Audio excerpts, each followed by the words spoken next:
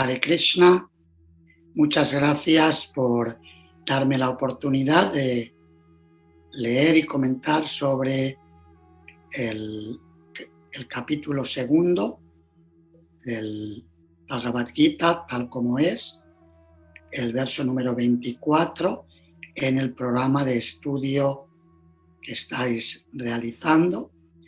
Necesitamos traducción para Bhakti-Nirina Fedasiuk, o no necesita, ¿no? Está bien, ¿sí? ¿Estás en Toledo? Sí, Toledo. Muy bien. Sí, Hare Krishna, mis reverencias. Gracias. No, entonces hablamos, porque parece que hoy no hace falta traducción al ruso, ¿no? Todos los presentes ya conocen bien el castellano y hablan andaluz y todo en algunos lugares, o sea que tienen acento andaluz.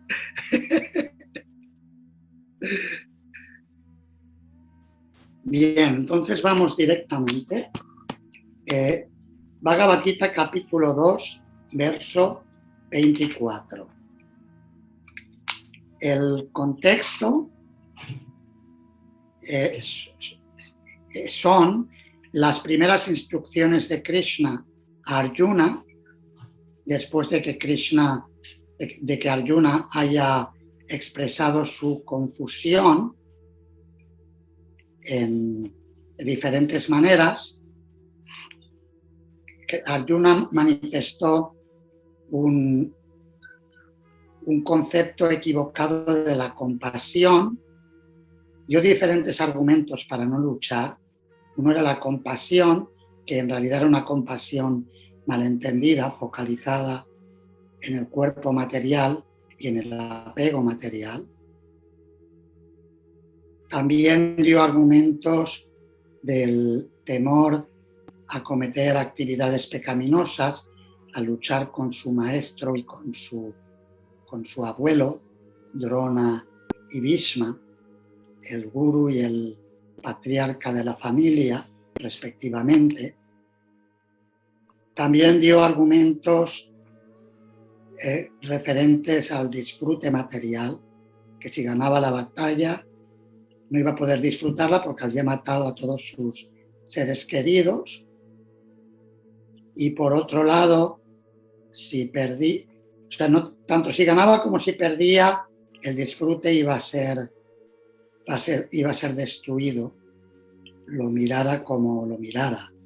En inglés tienen un dicho que dicen, damned if you do, damned if you don't.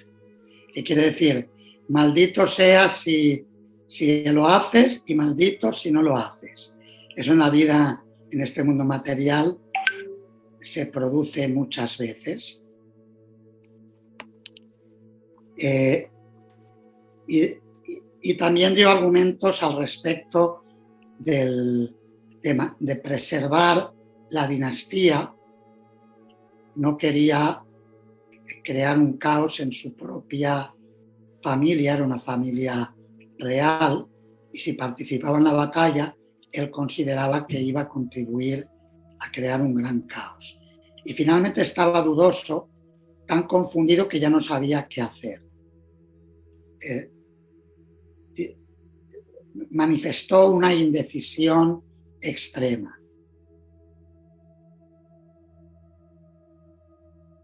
Esos argumentos, Krishna empezó a instruirle diciendo que hablas como una persona sabia, Ashotyanam Vachochastuam Prakyavadams Chavashase Gatasунagatasuncha Nanushochanti Pandita.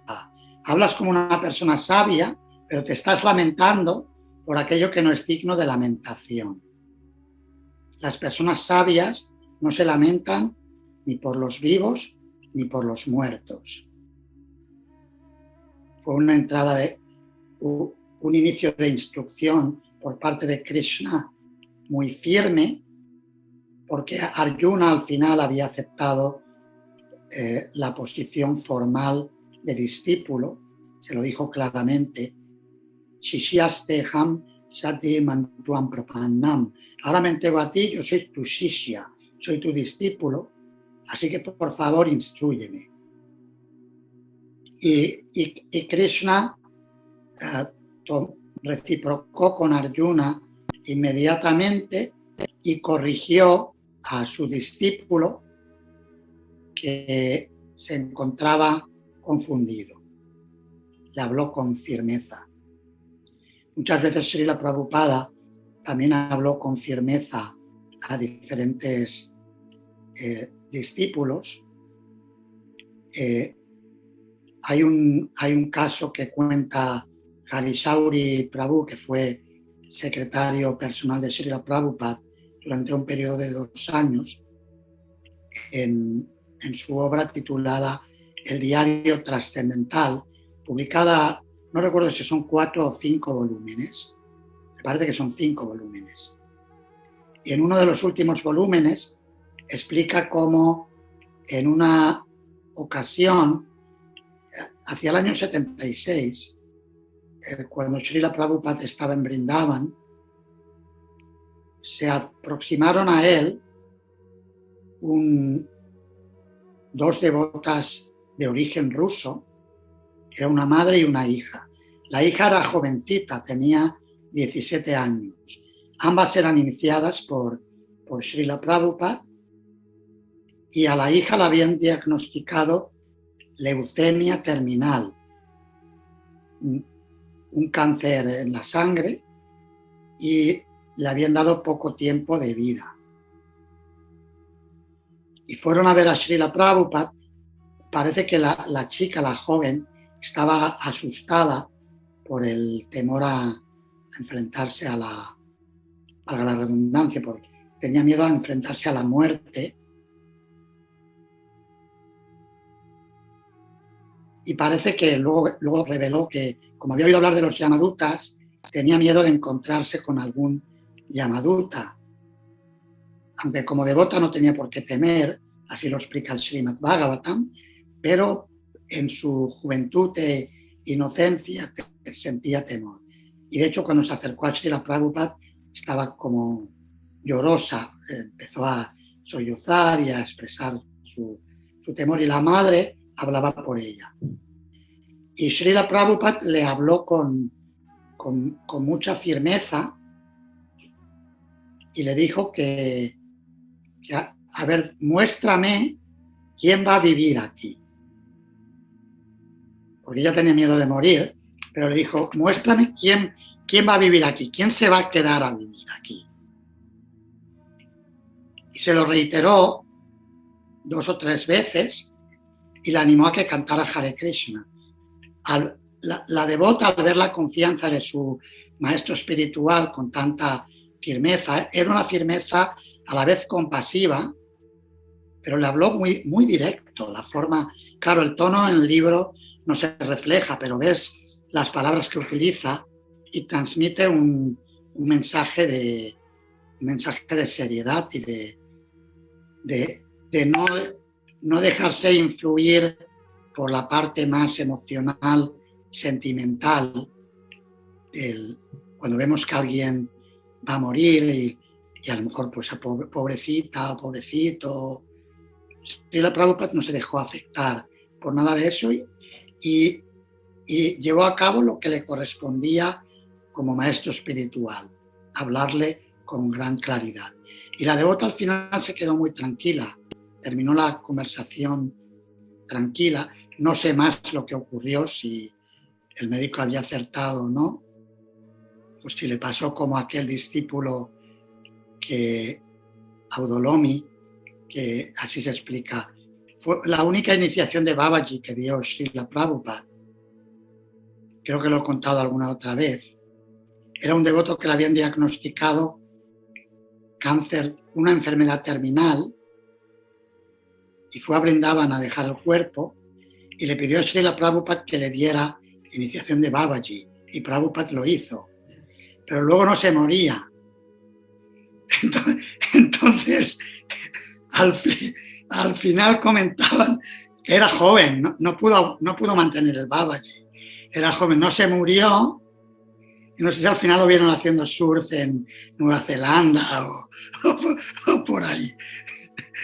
Pero bueno, no sé lo que pasó con esto. Si dejó el cuerpo o no, o se habían equivocado también los médicos, que a veces fallan también. A veces no, a veces sí. Bien, pues ese es el contexto que Krishna está instruyendo a Arjuna acerca de la naturaleza del alma, de cómo somos seres espirituales eternos, distintos del cuerpo material. Vamos cambiando de cuerpo en esta misma vida y al final de este cuerpo aceptamos nuevos cuerpos materiales, igual que cambiamos de ropa cuando se nos rompe la que usamos. Y estamos en la mitad de esta sección, va desde los versos 11 al 30 y estamos en el número 24. El verso dice así: Achetyoyam adagyoyam akledio shosyaevacha nityasarvagatastanur achaloyam sanatanaha.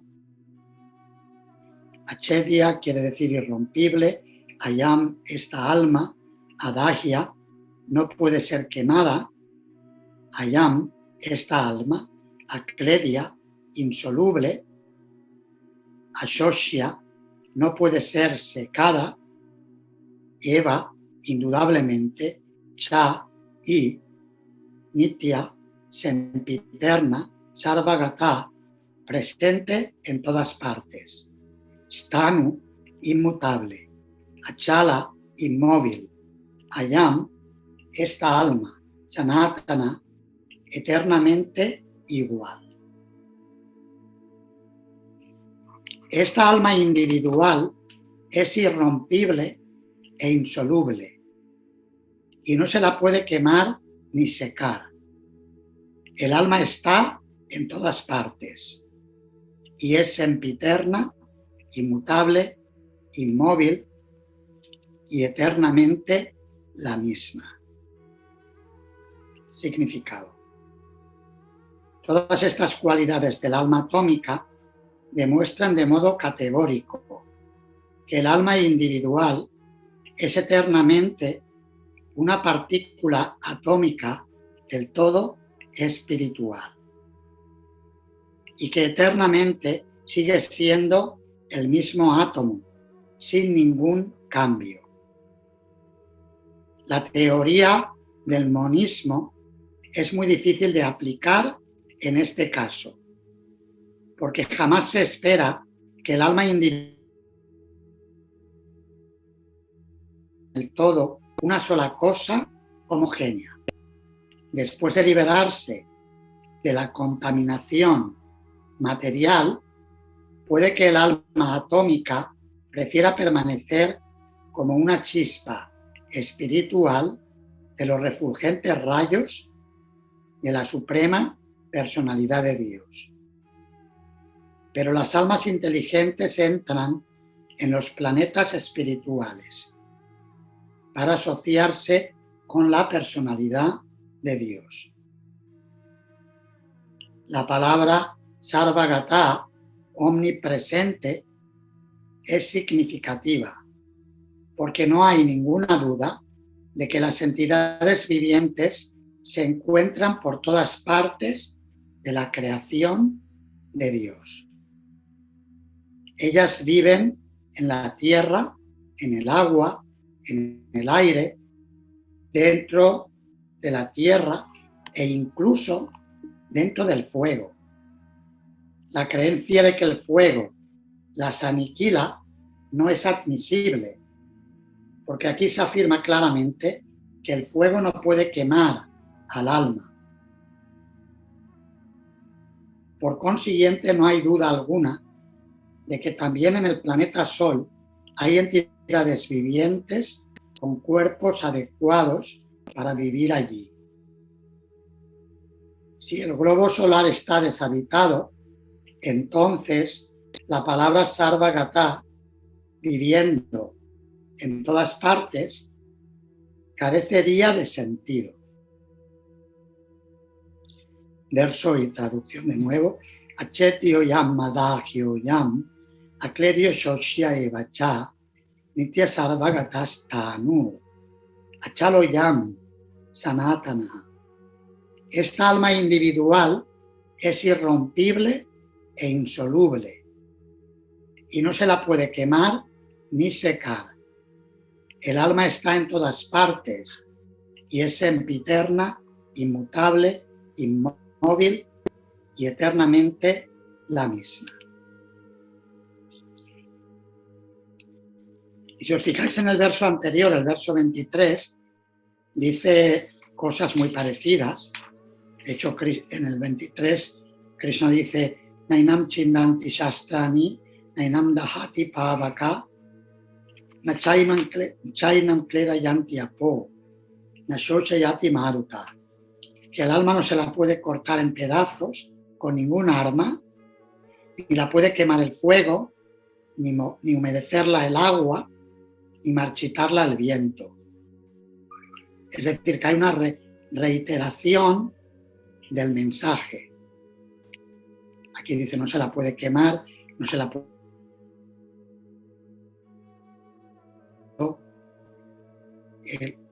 Y menciona la palabra sanatana que menciona al final del verso de hoy, significa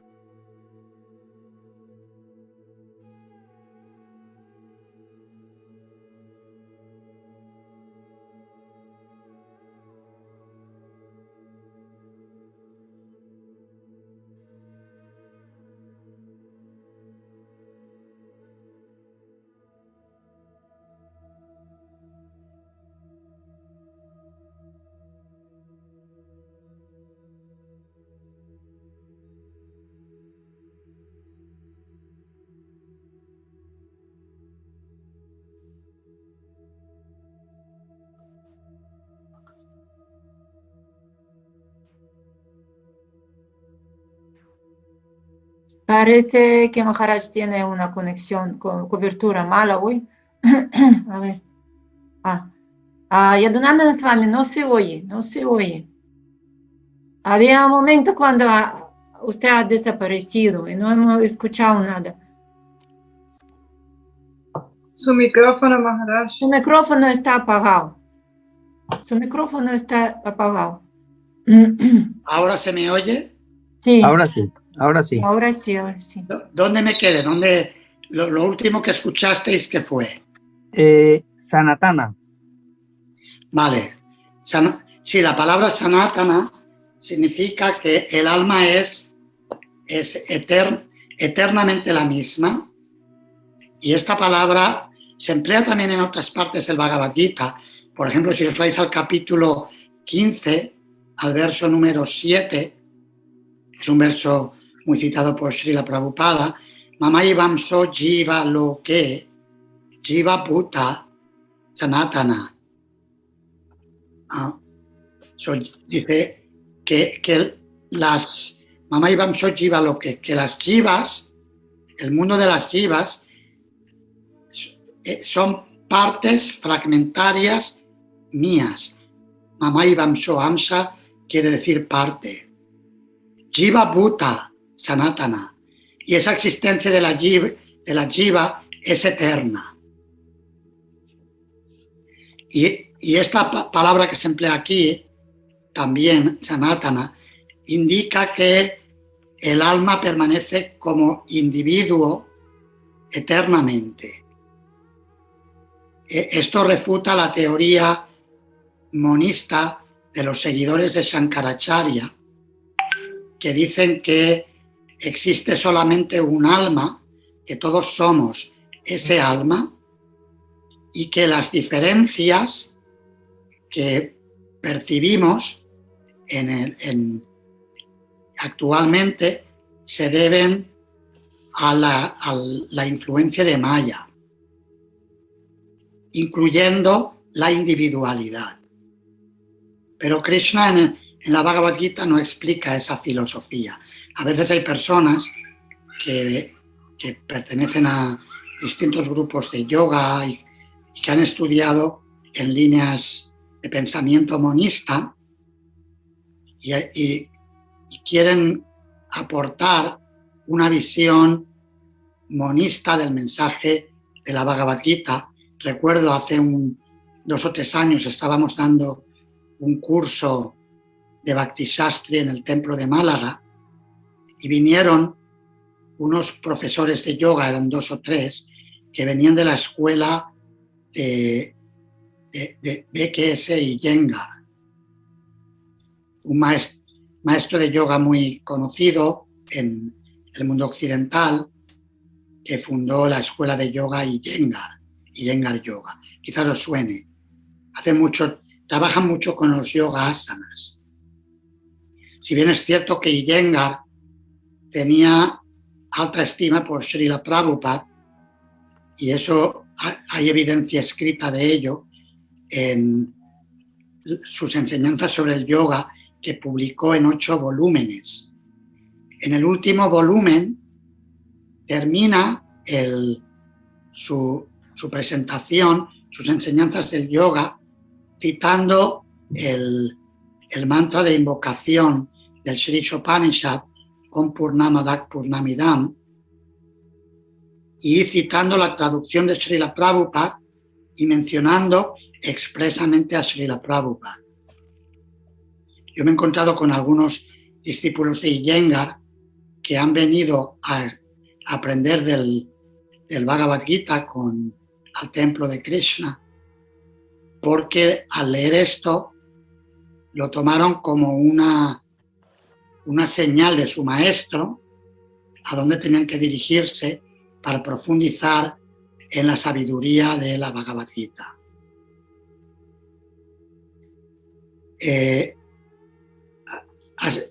Así que pero hay personas en esta ocasión en el templo de Málaga, algunos de estos profesores de yoga parece que habían leído sobre las explicaciones de Shankaracharya o han leído libros de todo tipo de filosofía Vedanta, muy fundamentada en la aproximación Advaita. Advaita es la interpretación monista. Lo voy a escribir en el chat para que si hay algún término sánscrito, por si alguien no está familiarizado, lo puede ver. Advaita quiere decir no dual, monista. Es la filosofía de Shankaracharya. Encarnación de Shiva que predicó la filosofía impersonal. Y empezaron a decir cosas en la línea de Shankaracharya, y entonces yo con toda la educación que pude, les corté y les dije que sí, pero que el Gita no dice eso. Esa es la filosofía de Shankaracharya, pero nosotros estamos estudiando el Bhagavad Gita. Si Shankaracharya quiere explicar su propia filosofía, que escriba su propio libro, pero que no use el Bhagavad Gita. Claro que él lo hacía porque él es una encarnación de Shiva, eso está explicado en el Padma Purana, y recibió la orden de Krishna de que predicara esa filosofía. Y realizó una gran contribución al restablecer la autoridad de los Vedas en la India.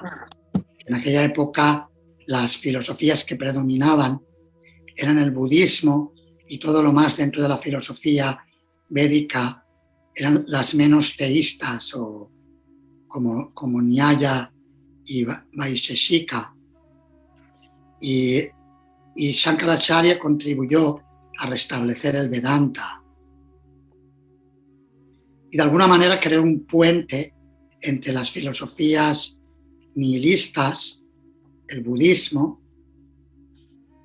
y escuelas similares, budismo, jainismo, y el mensaje trascendental de los Vedas.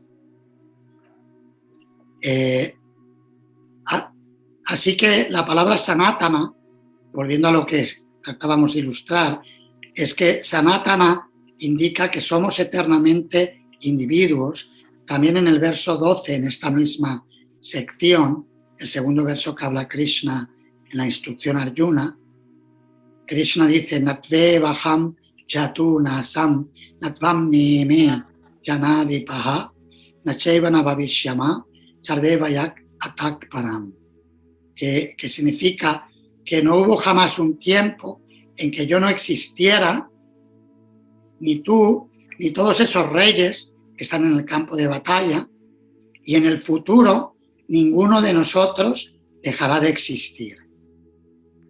Así que el que Krishna hable del futuro indica que no está hablando de la individualidad material. Él de hecho, ya en el verso anterior, cuando le llama a Arjuna más o menos tonto, diciendo que habla como un sabio, pero se lamenta por lo que no es digno de lamentación, ya rechazó el concepto corporal de la vida y por lo tanto ahora nos iba a contradecir a sí mismo en el siguiente verso.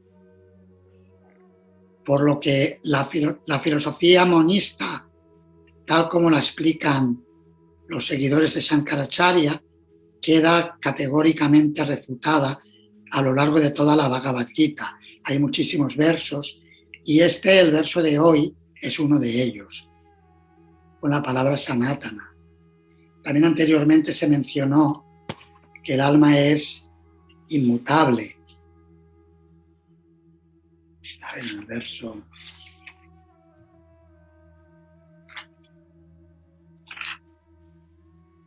No, de hecho viene en el verso siguiente.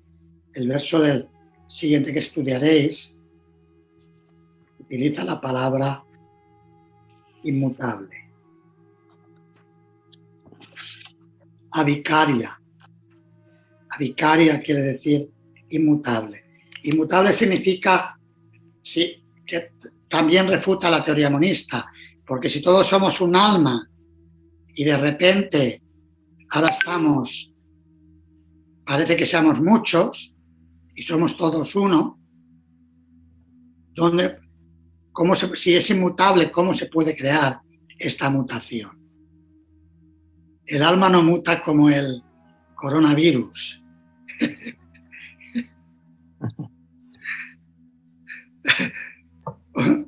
Es estable. Y sí puede haber coberturas externas que nos hacen olvidar de nuestra identidad, pero ese es otro tema. El alma en sí permanece tal como es y lo que hay que hacer es despertarla de este sueño que está teniendo, como dice Srila Bhaktivinoda Thakur en su canción Jiv Jago, Gaura Chandra Bole, Kota Nidra Yao Maya Pisachira Kole. Que hasta cuándo despierta, alma dormida, despierta, hasta cuándo vas a estar durmiendo en el regazo de la bruja maya. Y lo que necesitamos es despertar. Y eso lo hacemos a través, como sabéis, a través del proceso de Shravanam y Kirtanam. Sobre todo Shravanam, a través del oído, despertamos. Despertamos materialmente cuando escuchamos el sonido por la mañana, sea el despertador, el móvil o el gallo. Ahí en la cueva se escuchaban los gallos por la mañana. Me recordó al libro de Krishna. En el libro de Krishna, Srila Prabhupada te explica que cuando Krishna en Dwarka se levantaba por la mañana, se levantaba con el canto del gallo.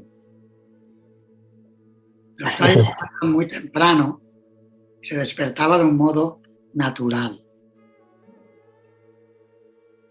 Así que ese es el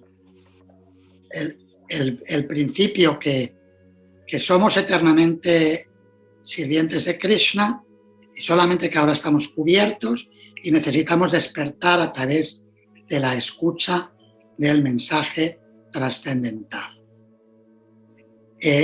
los comentaristas de este verso, Srila Prabhupada sigue a Srila Baladeva Vidyabhushana y también a Srila Vishwanatha Chakravarti Thakur. Ambos han subrayado la palabra Sarvagata, que se menciona en este verso. Y Sarvagata quiere decir que el alma puede vivir en cualquier lugar. No tiene manías. Vive en todas partes. Puede estar en distintos lugares. Así que la idea es que el Sarvagata indica eso, que incluso Prabhupada da el ejemplo de que puede vivir en el sol y en el fuego, aunque no le percibamos, pero puede vivir con un cuerpo mucho más sutil. Yo recuerdo antes de conocer la conciencia de Krishna, me dediqué como jovencito al mundo del explorar la vida extraterrestre con diferentes lecturas que había hecho. Y había en uno de los mensajes que supuestamente llegaban de seres extraterrestres, había un personaje, si no recuerdo mal, creo que le llamaban Adonais o algo así, y que vivía en el sol. Hablaban de que vivía en el sol. Y me llamó la atención cuando leí el Bhagavad Gita. El Bhagavad Gita coincide con ese tipo de afirmaciones, que sí existe vida en el sol, no son cuerpos como los nuestros, porque los nuestros saldrían bien tostaditos, bien rápidos, prácticamente hablando se desintegrarían de la intensidad del calor, pero según la literatura védica, de hecho se habla de cómo los sabios, por ejemplo el Rig Veda, siguen la ruta del sol. Om Tat Vishnu Paramam Padam Sada Pashyanti Surayo. Los grandes sabios siempre están mirando la ruta del sol para regresar al mundo trascendental. Así que el sol se considera un planeta superior, no solamente en la cultura védica, en otras culturas también se ha llevado a cabo adoración al sol y se ha valorado mucho ese astro tan poderoso que tanto nos da en este universo. Así que el alma puede vivir en todas partes, puede vivir en mundos superiores, mundos intermedios como los que estamos, en mundos inferiores, y no está limitada por las condiciones materiales. Si bien es cierto que hay unas leyes universales que también pues guían el vagar de las almas por diferentes tipos de cuerpo. También explican los comentaristas Baladeva Vidyabhushana y Vishwanatha Chakravarti Thakur que el alma puede estar en todo tipo de cuerpos. Puede estar en un cuerpo diminuto, como una hormiga, un insecto casi invisible a simple vista, o puede tener un cuerpo gigantesco, como el cuerpo de Brahma, el creador secundario del universo, y no hay límite. Y por eso en unos versos más adelante, al final de esta sección, al alma se la describe como asombrosa, Ascharyavat. Es asombrosa, y Srila Prabhupada en el significado comenta que es asombroso cómo puede vivir en un cuerpo gigantesco de un elefante o en un cuerpo diminuto como un insecto. La Brahma Samhita dice: Yastuindra Gopam Atavendra Mahosvakarma Pandanurupa Palavajana Matanuti Karmani Nirdahati Kintu Chabakti Bhajam Govindamadi Purusham Tamaham Bhajami.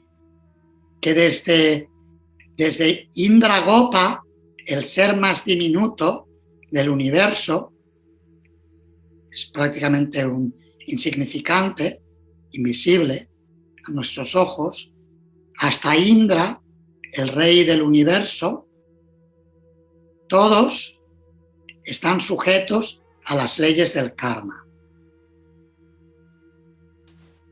Así que eso no limita esos diferentes tipos de cuerpos y de karma, no limitan esa capacidad que tiene el alma de adaptarse. Y Darwin especuló sobre la teoría de la evolución.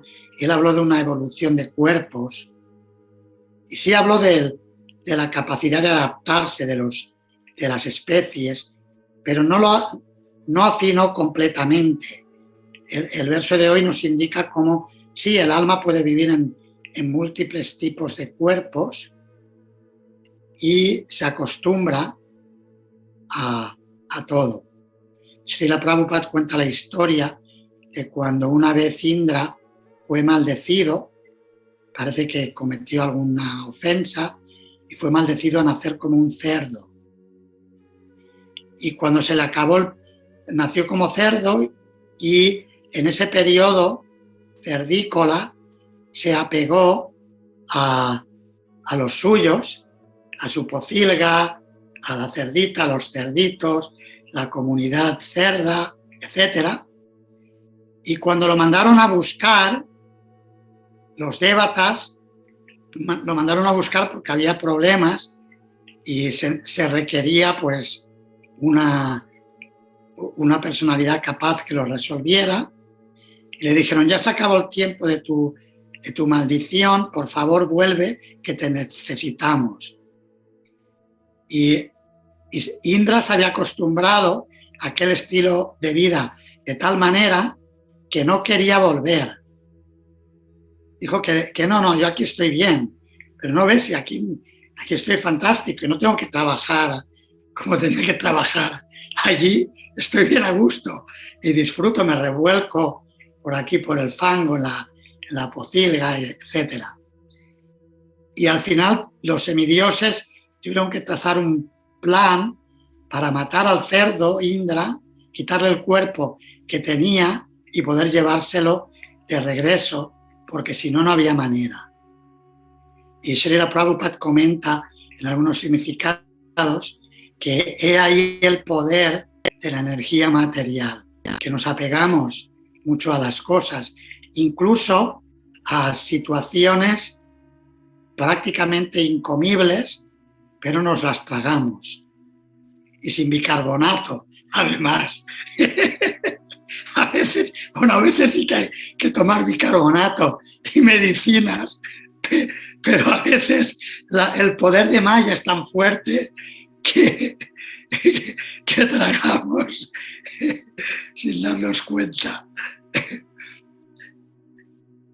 Bien, pues estas son algunas reflexiones sobre el verso y los comentarios de Srila Prabhupada y de acharyas anteriores sobre el verso de hoy. Muchas gracias por la escucha atenta. Si queréis hacer preguntas o comentarios, podemos abrir el coloquio. Normalmente ponemos de límite como mucho hasta las 6:30, o sea que tenemos tiempo suficiente y bueno, a ver lo que queráis comentar o preguntar. Sí, sí, Prabhu. Mi reverencia, gracias, Maharaj. Un hermoso verso. La pregunta es, ¿podemos ir donde quieras con el alma? Pero como en otras filosofías se dice, en otras religiones, en el budismo, ¿podemos estar con el mismo alma en varios sitios a la vez? ¿O es unipersonal, es alma, cuerpo, sea cual sea? Srila Prabhupada habla de que los yogis, hay un siddhi, un poder sobrenatural que un yogi puede manifestar presencia en si no recuerdo mal, eran hasta 8 o 9 lugares distintos. Lo que pasa es que según lo explica Srila Prabhupada, llevan a cabo la misma actividad, pero pueden manifestarse en varios lugares a la vez.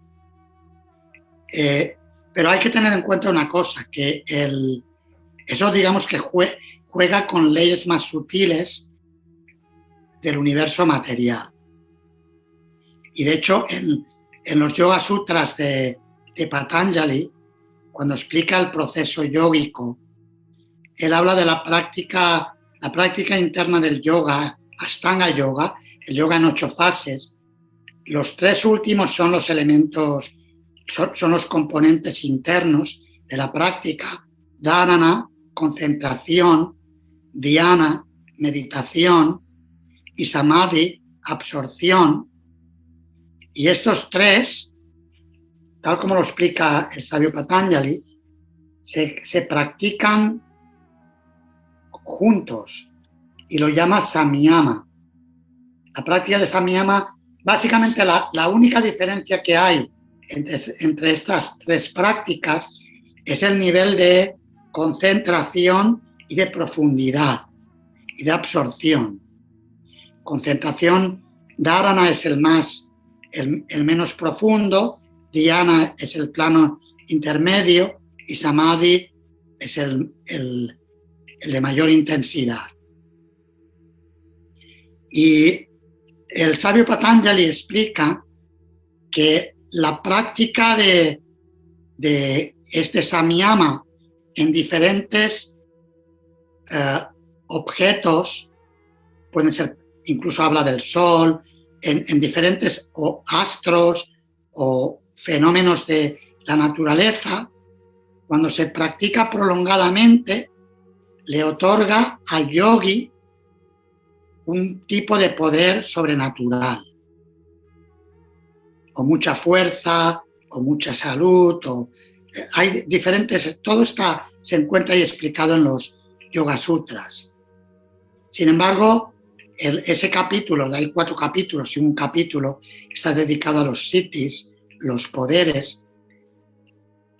Los yogis verdaderos, avanzados, no se dejan distraer por esos siddhis, sino que buscan la perfección del samadhi, y tal como lo define el sabio Patanjali, samadhi siddhir ishvara pranidhana, que la perfección del samadhi se logra con la entrega del ser, la entrega al Ishvara. Yo recuerdo haber escuchado, antes me referí al maestro Iyengar, de la escuela de yoga, fundador de la escuela de yoga Iyengar, y en un encuentro de representantes de distintas escuelas de yoga en la India, en el sur de la India, mencionó que el yoga sin Ishvara Pranidhana, sin la entrega del ser a Dios, no es yoga.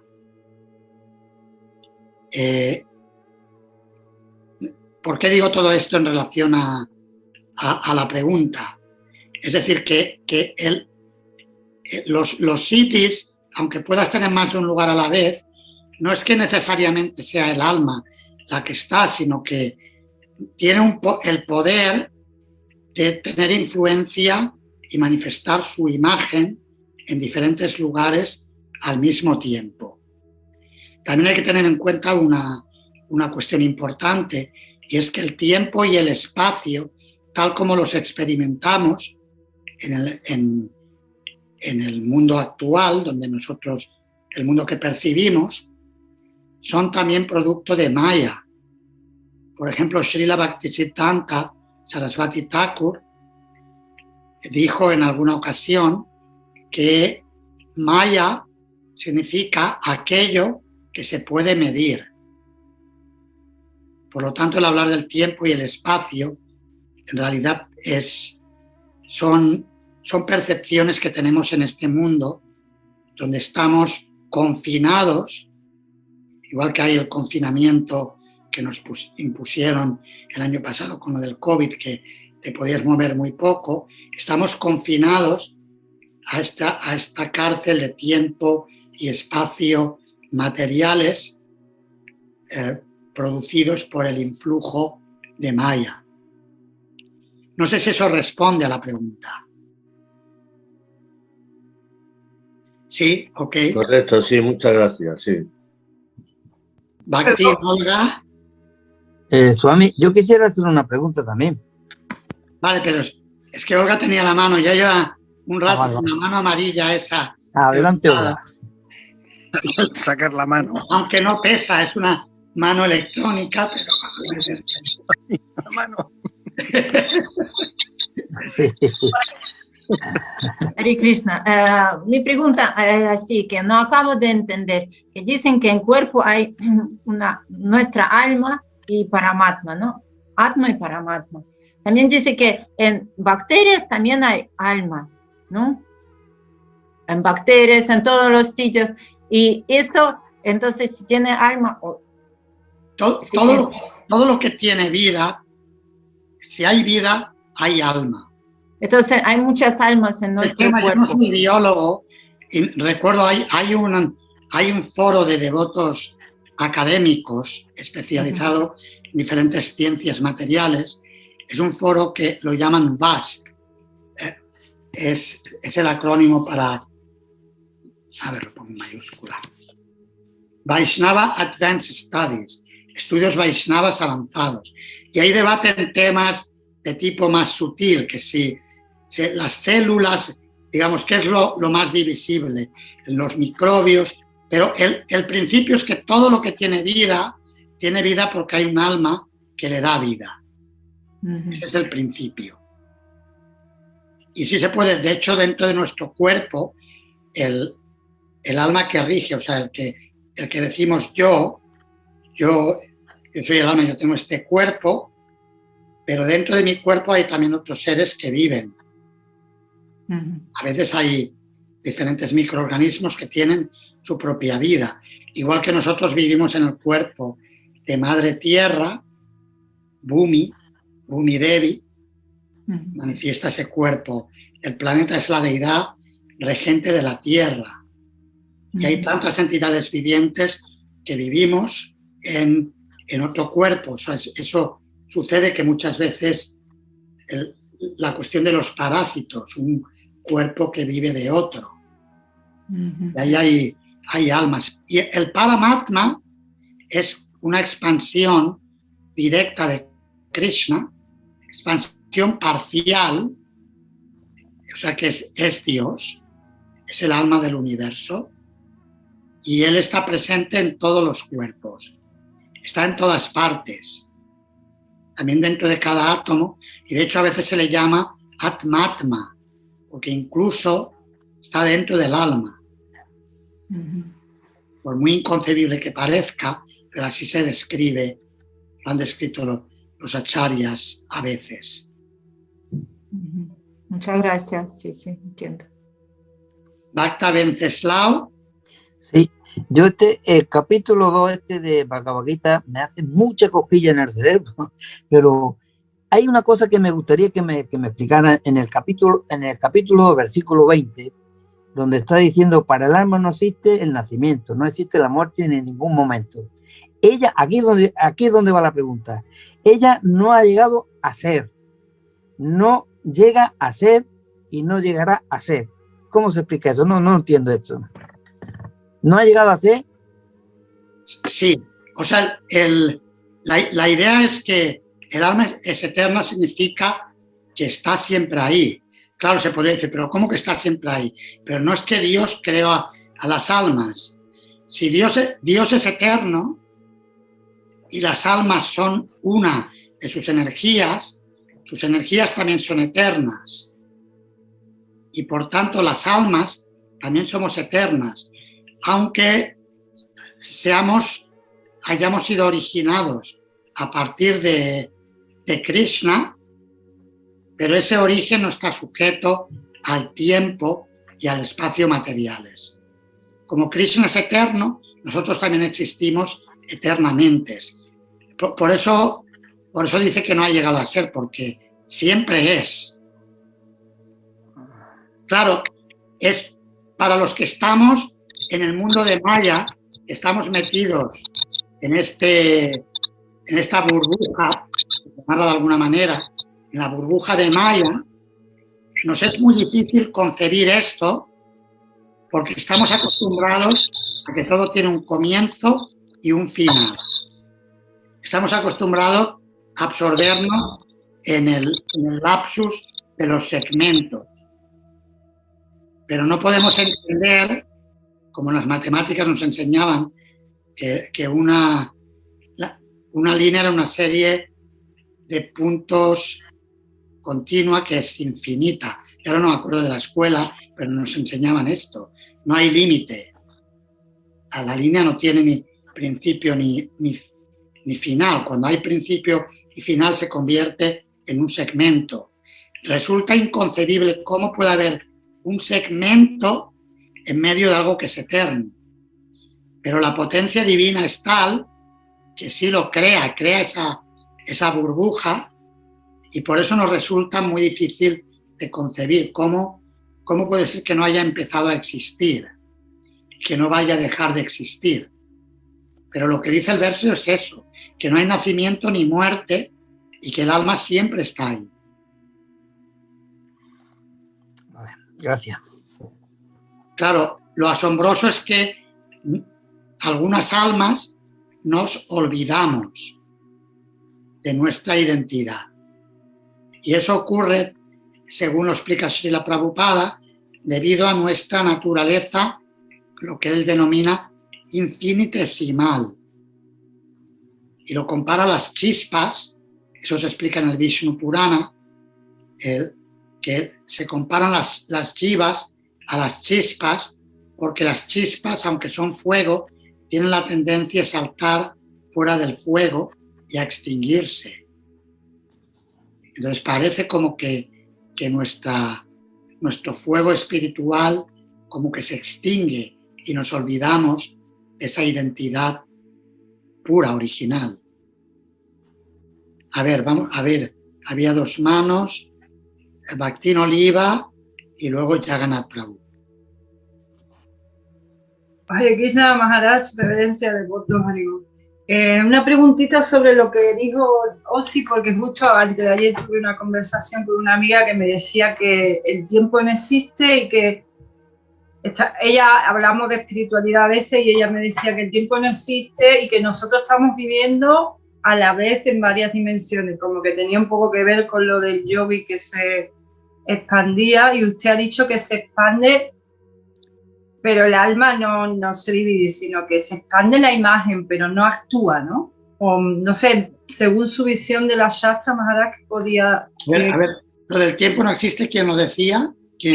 Mi amiga decía que el tiempo no existe en el sentido de que nosotros estamos viviendo aquí y podemos estar viviendo otra experiencia en otra dimensión, como diciendo que estamos viviendo varias vidas a la vez, en varios lugares a la vez. ¿Qué Shastra citaba para decir eso? No citaba ningún Shastra, solo yo estábamos hablando de eso y no supe bien qué contestarle.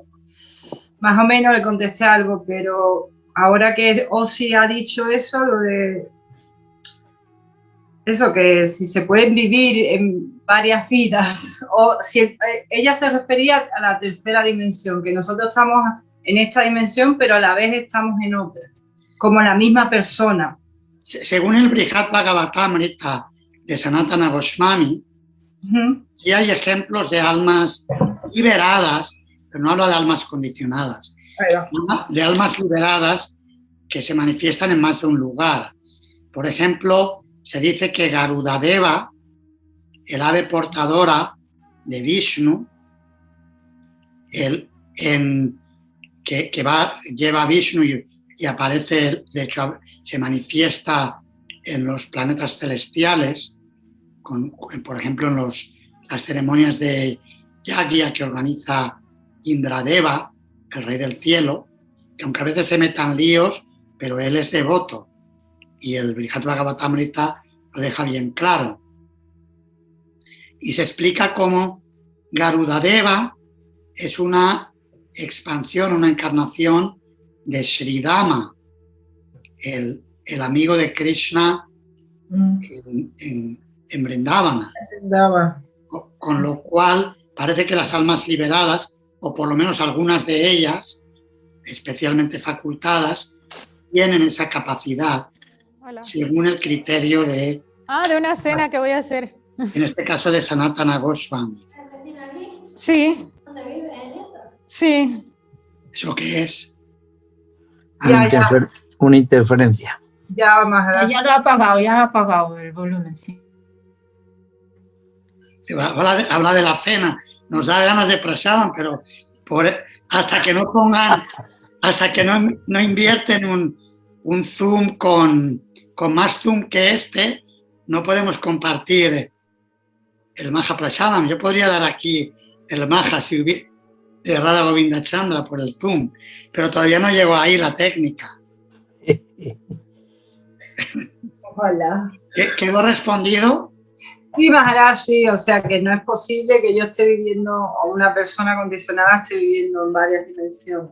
Yo no he dicho que no sea posible, puede que haya cosas que nosotros no tenemos información, pero yo pregunto en qué Shastra, qué escritura lo dice, porque a veces la gente hoy en día también, la gente especula cosas y entonces, bueno, van comentando como si fuera igual que el Shastra, pero tenemos que ver qué autoridad lo ha dicho. Normalmente el Bhagavad Gita nos dice que una parte importante de la austeridad del habla es referirse a las autoridades védicas.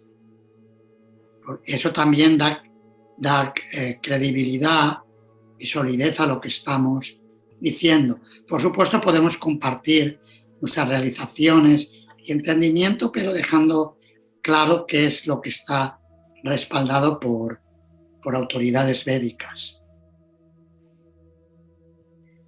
Jagannath Prabhu, tienes que activar el micro, sí. Bueno, creo que ha quedado bastante claro el tema. Era un poco en relación al concepto temporal. El tiempo finalmente es una dimensión, es un concepto que experimentamos aquí en este mundo material. ¿No? En el mundo trascendente, en el absoluto, el tiempo no existe. Entonces son conjeturas mentales, ¿no? Y el alma, también volviendo un poco atrás, es sempiterna, es decir, no solamente que es eterna, que no tiene fin, como bien dice el Gita, sino que tampoco tiene principio. Existe, como se dice algunas veces, desde un tiempo, es como un koan, ¿no? De esto para romper la mente, ¿no? Existe desde un tiempo sin principio. Claro, para la mente, como bien ha explicado Swamiji, que todos nuestros conceptos son temporales y por lo tanto principio y final, todo tiene un principio, tiene un final, nos es imposible comprenderlo, la mente es limitada. Por eso la vía espiritual finalmente vienen revelaciones en el corazón, ya van más allá de la mente, ¿no? Y en cuanto al Osi Prabhu, que estaba hablando sobre la identidad, lo que he oído y entendido en los acharyas previos es que el Svarup está definido, es decir, Jevera Svarupa Hoy Krishnera Nityadas, es decir, tenemos un Svarup por constitución, por naturaleza, por dharma axiomático, ¿no? Y más aún, he entendido que el Svarup nos espera en el mundo trascendente, en el mundo espiritual. Está esperando a cuajar, a que lleguemos nosotros para darle vida, como un ser inerte, y que cuando nosotros alcancemos la liberación y alcancemos el servicio amoroso a los pies de Krishna, daremos vida, digamos, a ese Svarup inerte en el mundo, en Goloka Vrindavan, ¿no? Pero que es una identidad definida, ¿no? Sí, correcto. Sí es cierto que algunos Gaudiya Vaishnavas tienen otra versión de la línea, por ejemplo, de algunos Babajis, pero en la línea de Srila Prabhupada y Srila Bhaktisiddhanta Saraswati Thakur dejan claro que citan siempre ese verso de Nitya Siddha Krishna Prema Sadhya Kavunai Shravanadi Shutta Chitte Koroye Udai, que la posición constitucional eterna del alma, el estado de perfección eterno, es Krishna Prema y está bien definido. Y lo vemos, por ejemplo, en el Brihad Bhagavatamrita de Sanatana Goswami, la historia que se cuenta de Gopa Kumar cuando regresa a Goloka Vrindavana, pasa por muchos lugares, pero él tenía un Svarup como amigo de Krishna en Sakya Ras. Y era algo bien definido. Incluso Krishna lo llama por su nombre, por el nombre que tenía en Goloka, un nombre distinto del que se le da en el mundo terrestre. Muy bien. ¿Otras preguntas o comentarios?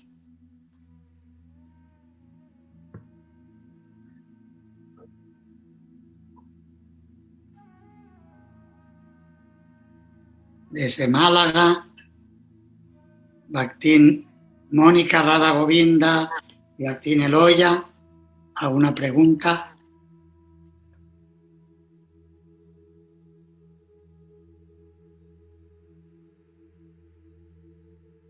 ¿No hay preguntas o qué? Bien, pues yo creo que podemos terminar aquí. No sé cuándo.